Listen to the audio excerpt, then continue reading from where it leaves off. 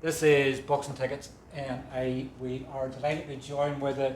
I'm not going to call you the mighty cult anymore. It's the promo king, Tyrone McKenna. Listen, is there anyone in boxing that does promos better than me? I don't think so. Do you know what? Joseph Parker, mate. He's the call-out king and the promo king.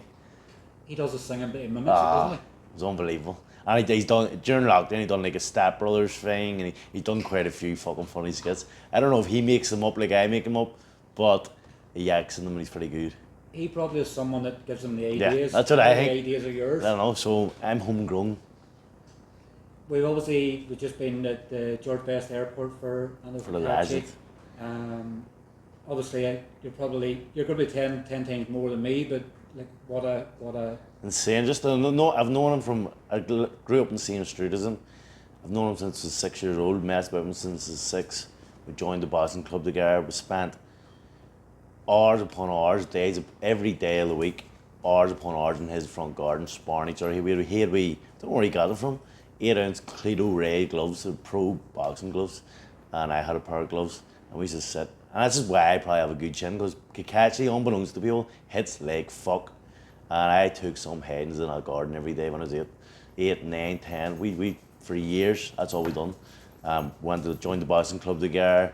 We went over to Philly together. We slept on the floors in Philly. We didn't know we were going to make it ever. Like I personally, I was just over for the fun. Not really taking boxing too serious, and not thinking I was going to go as far as I did. And Cachi was the same. And to see Cachi go from what he's been through and all the setbacks and all the injuries, and is he going to retire, or is he past it, because he's 35 years old, and to see him go over to Saudi and prove everyone wrong, and doing such a big stage, and the way he done it was insane. He absolutely dismantled Joe. Like, I was expecting it to be a hard fight, and he absolutely went in there and battered. I swear to God, if you see me on Saturday, I was bouncing about this house going fucking mental. And I don't know, I've never been as happy in my life. I don't think I've ever been as happy in my life. I've won a lot of fights myself, and I wasn't as happy as I am now. Like, I fucking couldn't happen to a nicer person. He sits in there, he doesn't do much, he does keep himself to himself. He sits in the house, he's a family man. He doesn't like his attention. Like, his worst nightmare is to do interviews and go around media and everyone make a big deal of him. He hates it. So to see, I'm going to have to feed my dog here, by the way. Biscuits, whatever, so he keeps quiet. But to see him, his life's changed, like completely changed now. He's like for his family, set up his family's future for life. And I was talking about 6-7 months ago, and I was talking about retirement. And from going from that to this, it's fucking, it couldn't happen to a nicer person. I'm buzzing. You've spent quite a majority of your life with him. Like, obviously, I know with you, him and Tommy, all in the same gym. You've seen him. You've seen him probably, and I know we're probably maybe to touch on the fact that obviously the role model and everything else, but you've seen him obviously where he's like a week's training, won all Ireland's and everything else. Like, sausage rolls, Red Bulls. I was talking to him and saying about the insane. Diet. Like it was every sport. It wasn't just boxing. Like football, Gaelic, hurling, swimming, everything. He is unbelievable. He's just a natural talent at absolutely everything. And it would come Saturday morning, they'd have the football manager at his door, you'd have the Gaelic manager at the door, you'd have the hurling manager, all wanting to play that day. He didn't go to training, but they wanted him to play because he was that good. And Patsy used to have to go over to his house, drag him out to go to training. He was just so fucking talented. But he hated training. But he used to come back a week before hard championships, also seniors and stuff like that, and then win them with ease. And you're just looking and going like, see, ever since he laced the glove, he was unbelievable. Like it was never, you see kids, you go, in a couple of years they'll be good, or they'll have to work on this and that. Cachi instantly took the boxing. Like, some people have to work hard at boxing. Cachi was born to box. He wasn't born to do anything else. He's frightened. He's got every, like, usually you look at boxing and go, he's got a weak chin, or he's not fast, or he doesn't hit hard, or something like that. Cachi is absolutely everything. His boxing IQ, his footwork, his distance control, his power, his speed. He's a good chin. He's absolutely everything. Is it good for you in a way now where you and Tommy's talked about him for years of obviously how good he is, that now that people can now go, we believe you, remember you said that, rather than people going, I was worried. I was worried because I know how good he is. Like he's scary level good, like unbelievable. And I always worried that he wasn't gonna. He was just gonna fade away into the background. Like he wasn't getting these chances. No one's really ever talking about him being world champion. And they're all just Cachi, yeah, he's good, but doesn't train. I was just like, no one realizes how good he is, and I'm just thankful that finally it all gelled in one night. He was boxed unbelievable in the biggest show he could, and he became world champion. So people are starting to recognize that he is fucking unbelievable. Like he could easily be probably the best boxer to ever come out of Ireland, I would say. It's crazy when you look back on the fight. Like obviously I've seen the punch stats, 40% punch accuracy, left hooks, right hooks, body work, uppercuts. Fucking unreal. If obviously you know yourself, you want to show up the very best version of yourself on the night, and what an occasion to do it on. But the thing is, that wasn't even the best version of Cachi, because he had a broken rib. And there was runs, we were going running the guy 3 weeks ago, 4 weeks ago, he had to stop about a mile in because his knees were fucking giving in, like, or his ankle or whatever it was. And it just, that wasn't even 100% Cachi there. Like, that's what's frightening. Like, he boxed, I was kind of worried about his rib, because his rib was really dummies. And he went out and done an absolute demolition job there with 80%. He was 80%. And I know for a fact that Cacace's even better than that, which is mental. Because he's fucking lethal there. That was the best I've ever seen. Because normally in the night, he's got like a broken hand or it's the wrong type of fight where the guy makes you look bad or something like that. So no one's ever actually seen Cachi look as we've seen him growing up in sparring, or I've sparred him and he's battered me. Like I've seen how good he is, and in the gym. And then when it comes to fight night, sometimes he's just lacking something. And then there, finally, where everyone got to see how fast he is, how accurate he is, how fucking powerful he is, everything. He's created history as well. Obviously the first, a fucking hero. Obviously we know he's won the ABO before previously, but obviously the 4 major belts. He's the first Irish male super featherweight world champion, and thanks to have another one in 5 weeks' time as well. Yeah, 100%. Then there's the fucking unification fight, but I'm just buzzing. He's inspired so many people as well in Belfast. Like kids are looking at him in the boxing gym and going, "Fuck me, I could be Cachi." It's inspired me. Like I'm looking at going. When I first joined, he became Irish champion first. Next year, I was Irish champion. I was like, "Fuck, that's the out in the pro game." He be world champion next year. I can be world champion. He spurs you on to believe in yourself, and the guy's so working class, and he's just a humble person. That he's just an ordinary person, like an ordinary man as you would see, and he's just achieved something massive. Obviously, on yourself, it's the reason we have to obviously bring in the anto part, because he's inspired and everything else. But you're back, you've already done your promo and like it's took over the internet. You're back the 3rd of August. I guess before we obviously touched on the 3rd of August, obviously go back to the Battle of Belfast. Obviously it's in the back of the mind sort of now, but like when you sort of look back on that, like everybody knows obviously what Tyrone McKenna is, balls of steel, like what a fight, I watched that fight for the first time about a month ago, it was, and it was actually, when it was in the ring, it felt like it was taking a lot more damage and it wasn't giving as much as I thought it was. But when I watched it actually was a decent fight. It was a good fight to watch. And I was giving back, or going back and forth and stuff. So, but it was just the weight difference was insane. I don't think, like when I did retire, I don't think it was a case of Tyrone's past it. I was just at the wrong weight. Like I need to realize I need to go back down to my original weight. I'm not a fucking welterweight. I'm far from it. I'm a super lightweight, and I think I still have plenty of me. I'd say I'm still as fresh as I was 5 years ago. I'm still the same fighter. I just was at the wrong weight class and couldn't do what I wanted because Lewis is fucking massive compared to me. He was over a stone heavier than me on that night. So, I don't look at that fight as a big loss. I mean, like, that's Tyrone finished on it. I don't look at that fight at all like that because that was a completely different weight class. I moved up that weight, hadn't fought in a year and a half. I needed the money. That's why I took the fight, and I probably shouldn't have, but I needed it. So I don't look at it as a blemish in my record because because it's a completely different weight class.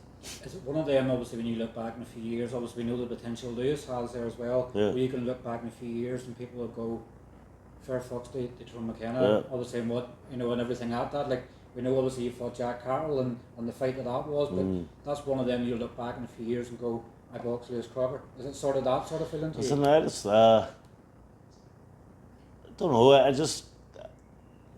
I know everyone credits me as being this hard bastard that fucking loves wars and fights, and I love that about me. I love that people call me the hardest cunt in Ireland and stuff like that. It brings me great joy. So I don't know if I look back and well, it was a massive fight. You know what? The build up was probably my favourite fight in the build up. The city was talking about it. There was a serious buzz about the Lewis Crocker fight, and I wouldn't change. Like, I would, if I went back, I wouldn't say, nah, I'm not fighting Lewis. I still would. As I say, I always fight for the fans and always giving the best fights that get put to me. I pick the hardest one, I pick the best one, and Lewis is put to me. I'm going to always say yes to any fight. Probably my downfall that I say yes to all fights, but I do it for the fans, and they respect me for it, they love me for it, and that's why they come out and What were you saying there? Just picking this back up with Tyrone, obviously the postman sort of, I think he was bringing Tyrone some money, so... Beamish's arch enemy called at the door. He hates the postman. But what was I saying there? I guess sort of when we sort of look back, you know, when you sort of look back in the Lewis, you said that you're always going to take the fight. Yeah, I'm always going to take a fight. I mean, it's not a fight that I regret. I don't regret any of my fights.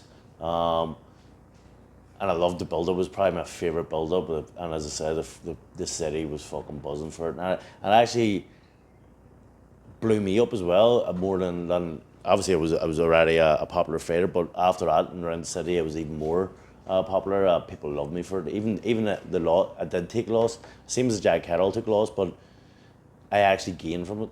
People love me from the Jack Catterall. That's when my career really started. And also with the Lewis one, that everyone respects me because I take the hardest fights. So I never want to change that way. Obviously, I guess in the initial aftermath, obviously the next morning, nobody knew other than you that you had announced your retirement. I don't think I even knew I was half sleeping. When you sort of look back on that and now you've done it with regret, that like boxing's been your whole life. Yeah. You know, so when you made that, you sort of pretty much instantly regretted sort of doing it. Yeah, do you know what? I'm very fucking not spontaneous, compulsive or impulsive. Very impulsive. So when I had it in my mind ready, I'm retiring, I instantly had to do it. I should have waited for a week and settled and thought about it, and I didn't realise. All my boxing career, I was always like, I can't wait till boxing's over, just to retire and chill out. I didn't realise how much I would hate retirement. Like, I need boxing as much as boxing needs me. I thought I hated the routine, training, going to bed on time, and eating healthy and all that shit, but I actually needed my life. Without that, without structure, I'm fucking a maniac, so. And I realised that pretty quickly after about a month or two. I need to start training again, I need to be healthy, I need to get my mind right, because I actually was going through a bad spell. When I was tired, I was fucking melted just sitting on this house moaning. You don't realise everyone fucking works, everyone's got kids, everyone's got lives, so it's not like when you're 18, you're out of camp. Like now, you've nothing to do, you're bored. And I'm still young, I'm still 34. I mean, Cachi's winning world titles at 35. So I'm still young enough, and I still feel like I can do something in boxing. So I don't know why I retired. I should have just went back to my original weight. The buzz now of obviously Anto winning, obviously, what way is that going to inspire you? Is it going to maybe get you to say no to certain fights, to sort of, like, where do you sort of... I don't say no to fights. So where do you sort of set your vision now? It's sort of like... I'm telling you right now, this is the interview I'm saying it. This time next year, I'll be world champion. I have a new lease of life. I am buzzing for Cachi, buzzing for him. And I just want to emulate him. I've always looked up to him that way. I've always wanted it. If Cachi does something, I want to do something. He's always inspired me and driven me and shown me how to do it. And this is just the same. I've got the same buzz that I had 20 years ago when he won the All Irelands. I'm like, fuck, I want to do it, and I need to do it. Like, it's my focus now is I'm more focused on boxing after watching him on Saturday than I've ever been. I am determined to batter this guy in August 3rd, and and then hopefully be on an undercard of Cacace's world title fight, and just fucking do the job like he done. He's fucking, I love it. 3rd of August, you're back. Yeah. SSE Arena. Yeah. Mohammed mimoune rematch. Yeah. Why did I sort of know I know you've sort of done other interviews, but why obviously specifically Mohammed mimoune? Is it the fact that people were saying the Yeah. Well, from that fight, I have to delete Instagram and all after that fight and or Twitter and everything because of the abuse I was getting. I was getting abuse non-stop all day for weeks, months. I had been in depression during COVID, and I always said I'm going back and revisiting that fight. I might have been lucky to win it. I think I did win it. I think genuinely I got 6 rounds out of the 10. He battered me 4, and that's what sticks in everyone's mind. Tyrone got battered for 4 rounds, but it's still 10-9 at the end of the day. I never got put down. So, but I've always said I am going to rematch him before my career's finished. I feel like it's a blemish in my record because a lot of people always say, "Oh, that mimoune fight, you're lucky." So I want to put the right. It really is right because I won. I've never heard of anyone having to avenge a win. Most people go, I'm going to shy away from this, and I won, and I will just leave it at that. Not me. I want to avenge my win that I've already done. I want to prove that it wasn't a robbery. That I'll do it again. I'll do it even more spectacular style this time. I'm going to absolutely beat the head of him. Normally people want to avenge a loss. Obviously you want to avenge a win. Yeah. Like, do you obviously have the same token of that where obviously you want to avenge the loss to Ohara Davies? Is that? Yeah, like, that's what I said to Jamie. I said, Jamie, comeback fight, I want 2 people. I want mimoune I said someone new, a decent name, or if you're doing a rematch, mimoune or Ohara Davies. That's the 2 I want. Everyone's saying I robbed mimoune, and I feel everyone was saying I got robbed by Ohara, so one of them 2. I want an revenge, and then I got mimoune. Mimoune said yes, and I got sorted, and I cannot wait. Honestly, I hate his guts, and he hates me. There'll be a fight before the fight in the presser because us 2 in the same room is going to be heated. I think you and Ohara obviously come to blows nearly at York Hall as well. Yeah. That happened in York Hall, but this will be even worse. Like how annoying he's been for the last 4 years. Like I could text messages, still mails this day, 4 years later, slabbering about mimoune, and like fuck me, it does my head in. So I need to smash his head in.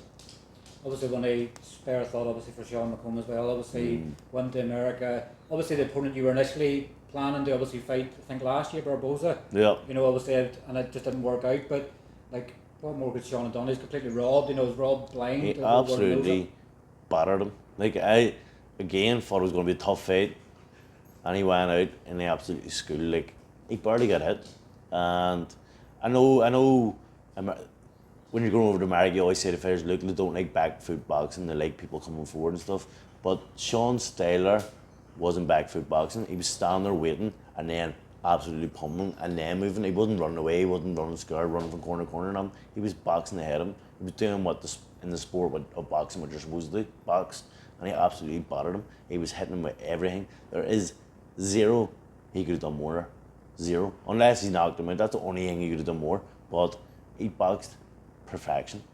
I had it 8-2, and I was like, right, that's fine. He's the American, he's the champion, he's the golden boy fighter. Let's be more lenient towards him when you're scoring it. So I had it. The worst it could have been was 6-4 to Sean McComb, 7-3 maybe, but it was 8-2 in my eyes. And I don't know how some judge got it 7-3 to Aaron Barboza. He didn't even land 7 punches. It's crazy, like the WBO haven't come out. Like if that was like a Tyson Fury Usyk fight, like I just show you when you don't have a back behind you, you don't have a promoter behind you, who's going to battle for you? You can't really, you can't change results. I've seen one result I think changed in my life, and it was Lomachenko in the amateurs. I mean, you have to be a serious pedigree to get that kind of thing changed. But I think the whole boxing world knows. I know it's not great for Sean McComb that a whole boxing world knows you got robbed, but at least they know you won the fight. I know it doesn't change that his next fight's going to be, it should be fucking Teofimo Lopez or something like that, but hopefully he gets a rematch. He deserves a rematch, or he deserves a massive opportunity from it. We know you love obviously wars, and you love the beef and everything else. Obviously, Taylor Carroll too this weekend. Cannot wait. I've watched the build up. I've seen their obviously their face to face and stuff like that as well. Like the last couple of years since that first fight and everything that went on with that, like what a fight it's going to be on Saturday night. Cannot wait. I don't even know. Like the first one, I thought Josh was winning this easy. Like I fucking love Josh. And I was like, he's going to batter Jack Catterall.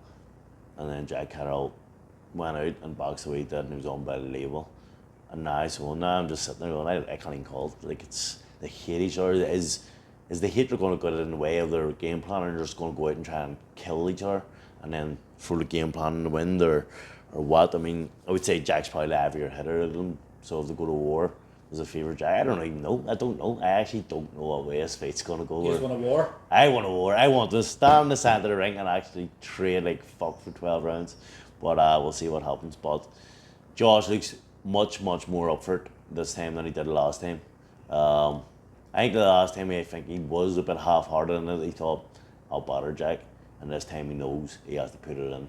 So I'm expecting a different Josh. Definitely some fight. Well, look, obviously, we'll thank you for your time. Obviously, we know the celebrations are going to be in Andytown here for the next couple of weeks. I think it's going to be a bank holiday called, obviously. Listen, Cachi holiday.